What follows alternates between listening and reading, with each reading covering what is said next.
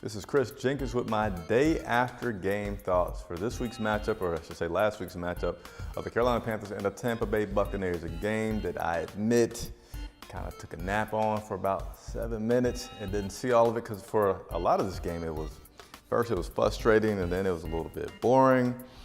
But here's my thoughts on that game and what I think a lot of fans, including myself, have been guilty of this year, which is with all the acquisitions from the offseason and from the draft, you're thinking offense, offense, offense. Like, I can't wait to see Cam throwing the ball and Curtis Samuel catching and McCaffrey catching and Funches improving, all this. Like, you're just ready to see all this offense. And we haven't seen a lot of the offense, even though we have a pretty good record of 5-3.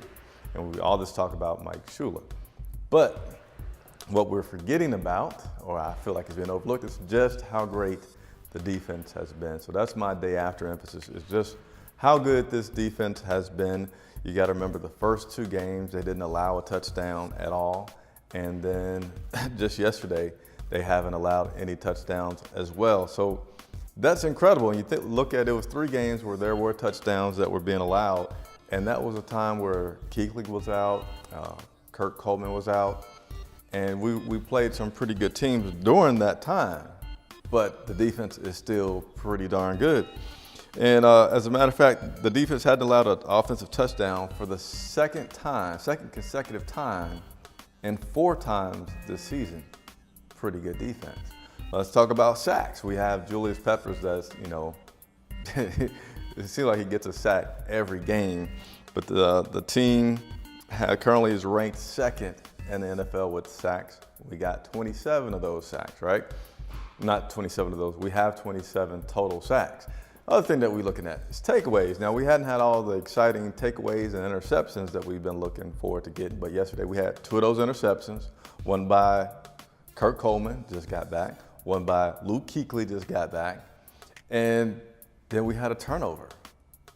So this defense is really, really good. And I don't think we're talking about it as much as we should be, because of the fact that the offense is struggling so much. But we had 3 turnovers yesterday.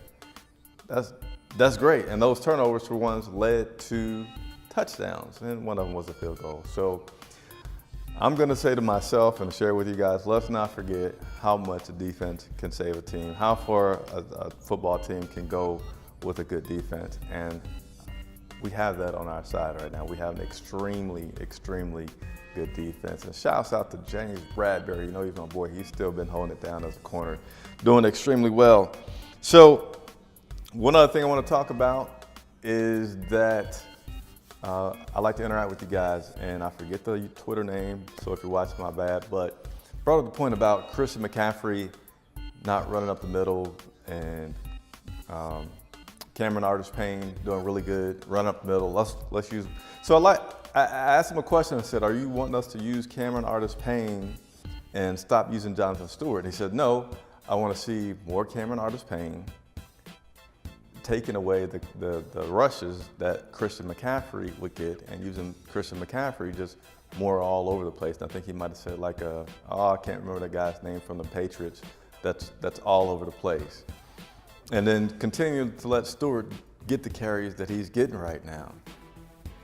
I like that. I like that idea. And I feel like it's not a big deal in the sense that it's not like, Cameron Artis-Payne, he's on the team, he's on the roster, he's on the practice squad. We don't have to worry about releasing a guy, changing a guy. Like, all these guys are active. So I think that's a possibility. And even you can say, well, what about Fozzie Whitaker when he comes back? Because you kind of forget about that since he's been hurt. So either one of those guys, whether it's Cameron Artis-Payne or whether it's Fozzie, to take away those snaps from Christian McCaffrey, let Christian McCaffrey go all over the place. So I like it. What do you guys think? Leave your comments below. Hit me up on Twitter, Facebook, any of the social medias. Everything is at Charlotte Vibe. And you know what? Also, help me get to 1,500 subscribers, right? I think I'm like 7 people short. So if you're watching to this point and you haven't subscribed, please do so. And thanks everybody for watching.